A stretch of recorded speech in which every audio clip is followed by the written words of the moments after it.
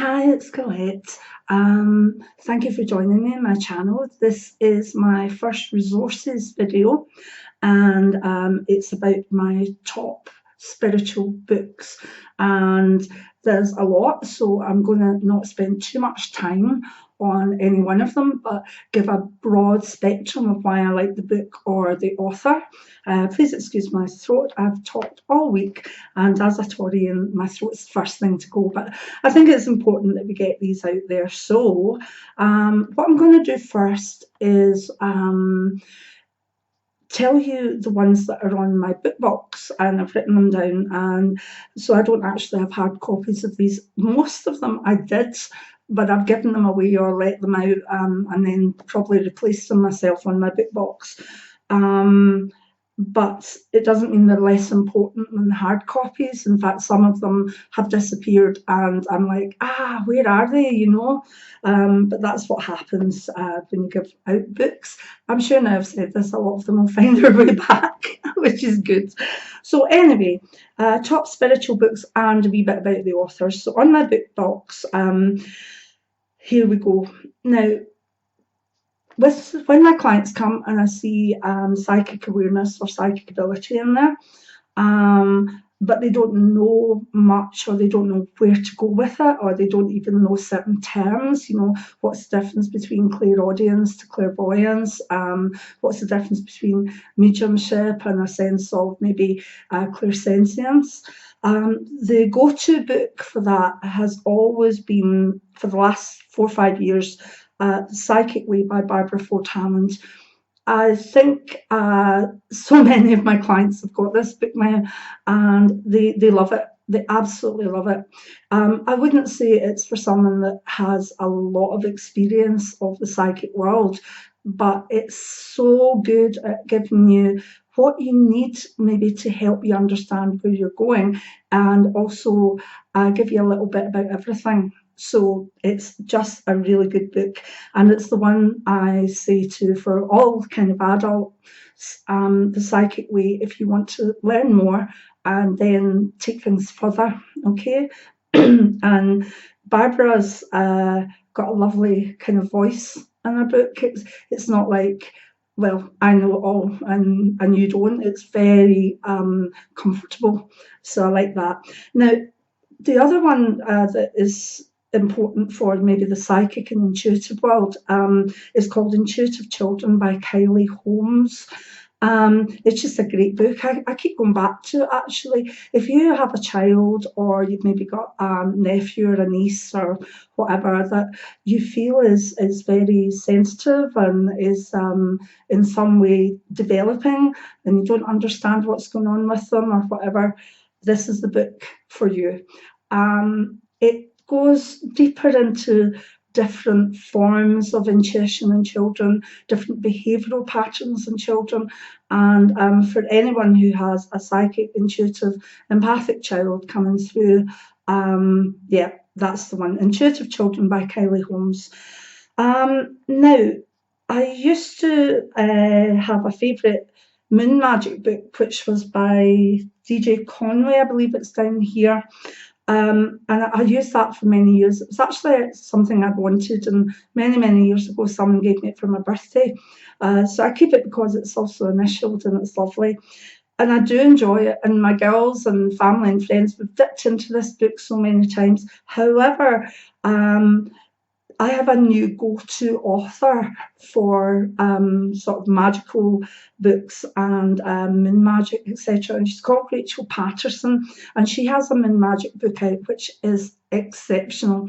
It's really good. It's well written, but it's very enjoyable and accessible, and it's a lot in it about moon magic, moon cycles, when to do this, when to do that, different deities, etc. And it's really good. And I would say that my favourite magical book, particularly for women, is an unusual one for me, because it's called Grimoire of a Kitchen Witch, and again, it's by Rachel Patterson. Now, I'm not Wiccan. I don't follow a Wiccan path, but I follow folk magic, a woman's magic path, and this is so good. that even if you're not really interested in the Wiccan part of it, it's real good feminine magic, and I adore it, and it's one I recommend. For some people, I must admit the cover puts them off because it's got a big skull and it looks kind of creepy. But and if they're not if they're taking the first steps into magic, I feel that some of us said, oh, pull back a wee bit.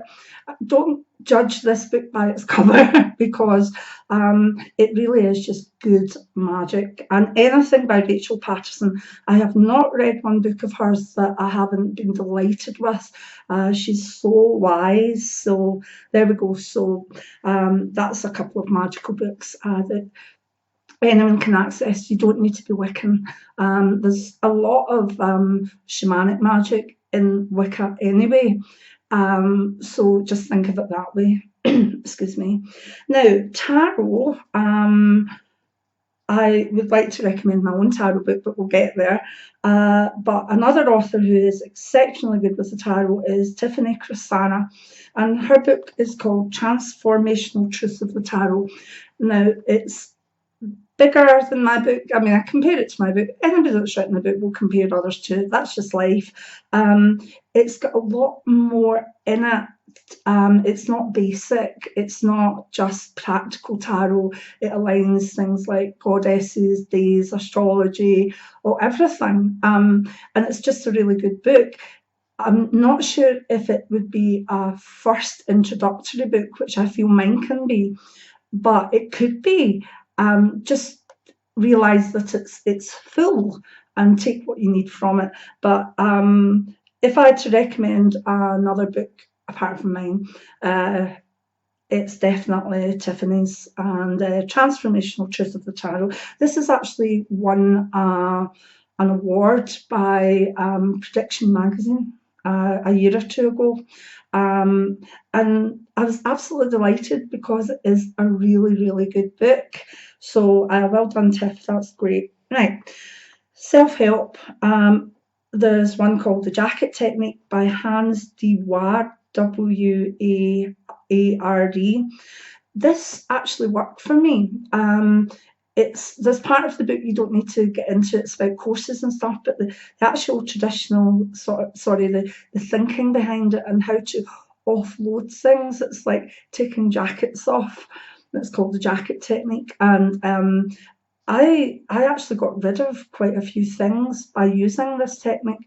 Quite a few things that I felt were blocking me, and that's the proof of the pudding for me that I read a lot of books. I mean, I'm an Amazon reviewer, and if you go to Colette Brown Amazon reviewer, there's over 100 books there that I've reviewed, so I read a lot. Some self-help ones I'm like, no, you know what, no. But the Jacket Technique's one that I really liked. Body of Wisdom by Hilary Hart, that's a really nice one too. And Eckhart Tolle, The Power of Now, brilliant book, and you can go back in and out all the time. The one self-help book that really caught me unawares was called Your Simple Path by Ian Tucker. Now, it is simple.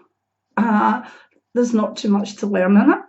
There's some basic principles left out, brought in rather, and it's so good because it's accessible. It's not saying, this is a self-help book and there's 32 levels to work up, or you must spin on your toe and touch your nose while you're doing it and then you'll be happy. It's just not like that. It's, oh my God, it is like, here's some simple ways of moving forward, becoming the spiritual, contented person you need to be. And it's not a big book. It's so funny. I'm trying to go over that. This man has taken the simple truths of self-help and given them to us in bite sizes, but not too many of them. And I would recommend it totally. Absolutely love it. Right. Another one that I love is called Rising in Love by Ramdas Bachelor. Now, it's said it's Anna's story, the hugging saint, and her story is certainly in there, a lot about her and about the work she does. But this starts off as being Ram Dass's sort of way founder, and what led him to that, and then the things that he felt from her and the practices that followed. And the first chapter or so, I was laughing my head off. This guy is so funny.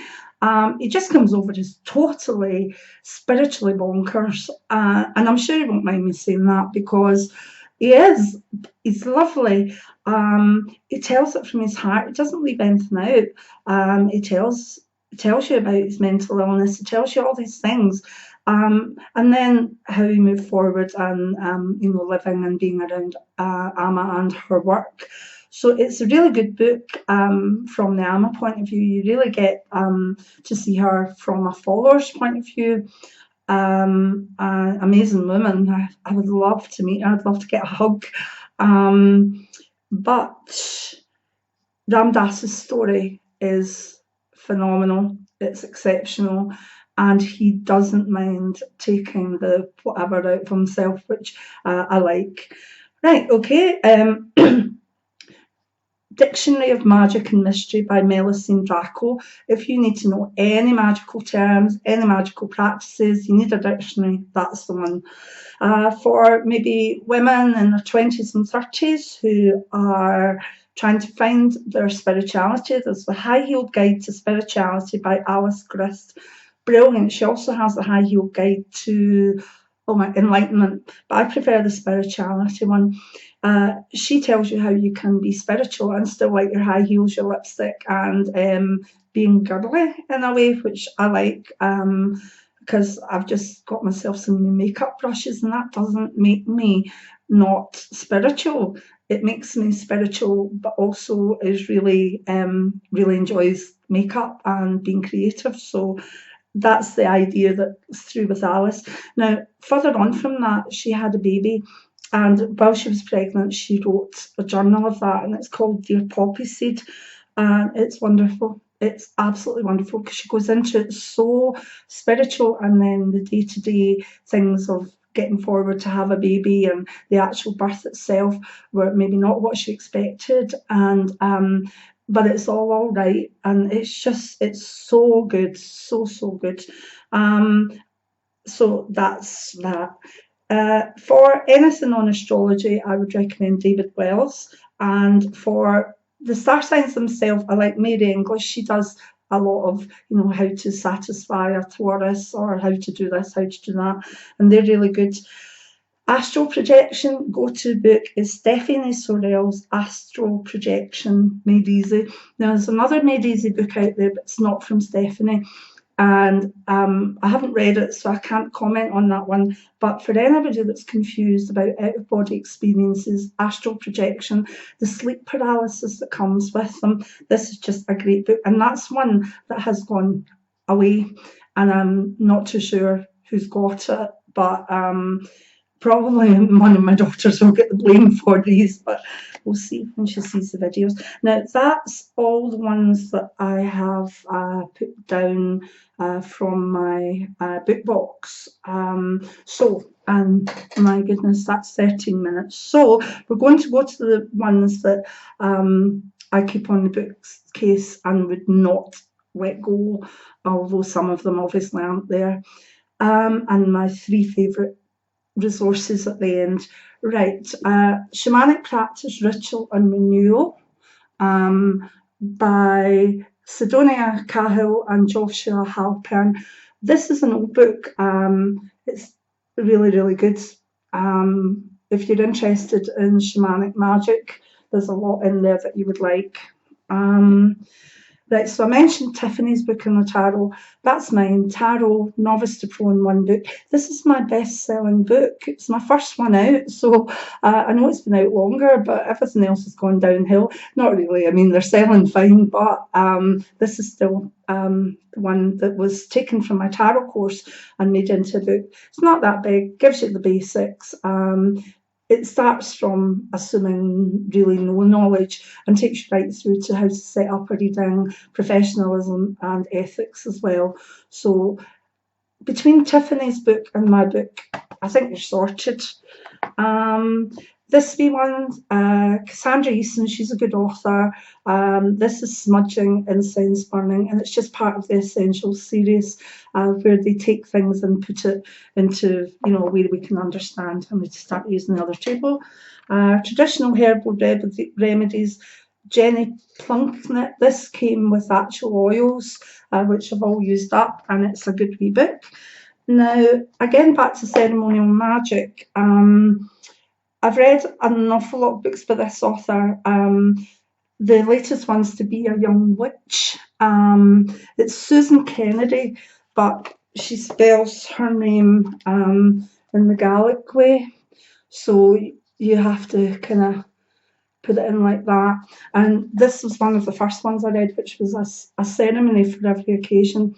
It's a good wee book. There's a lot about ceremonies, how to set them up, and also if you're not sure who should be saying what or whatever, this is a great wee guide. You know, I've looked into what the May Queens should be doing at Belton. Good.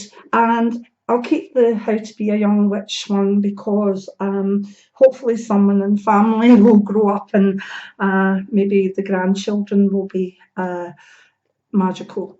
This I love. It's Casting a Circle by Diane Steen. And again, it's kind of an oldish book, a women's book of ritual. Love it, absolutely love it, love it, love it. I'm going to bring two books. One of them's mine, okay.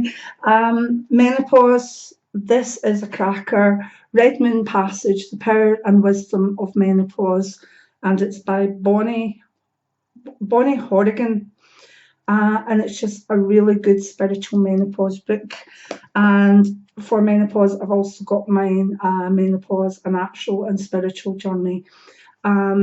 This is my stories. It's funny, I always put humour in my books, but it's very honest and it's distressing at times, particularly for me reading it back. But it shows you, I'm sitting here, I'm out the other end, and it worked. I got through it without actually using any medication. So it might not be for you if you need medication for poorly bones or whatever.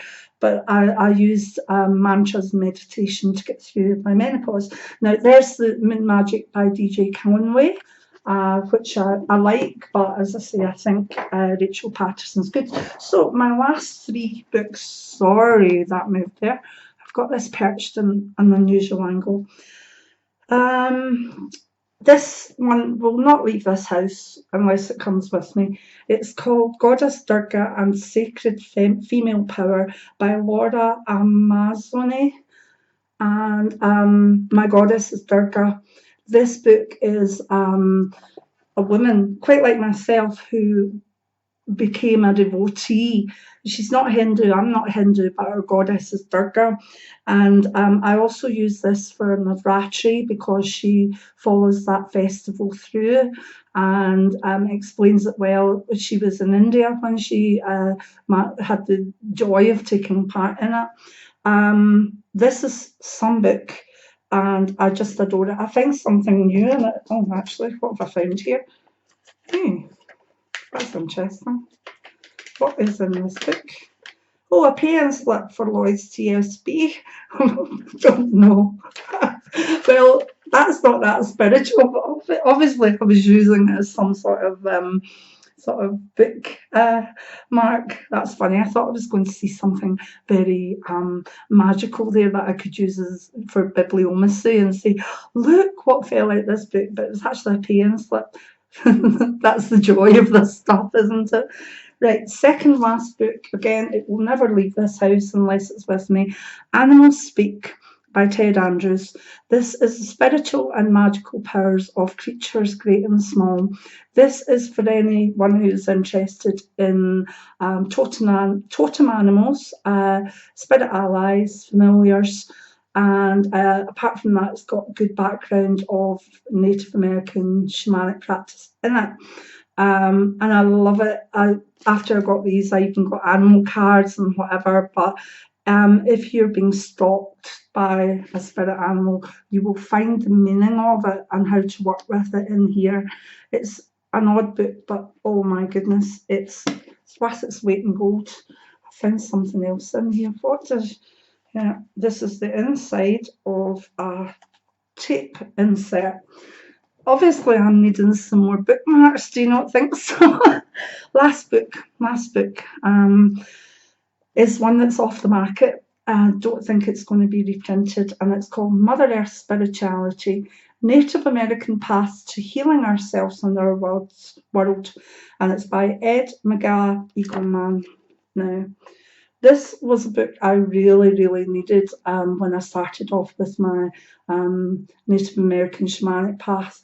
And it tells you about Lakota sacred ceremonies and also the background to this kind of path, and the sense of what you need to, the way you need to live if you want to be able to follow this good way, good red road.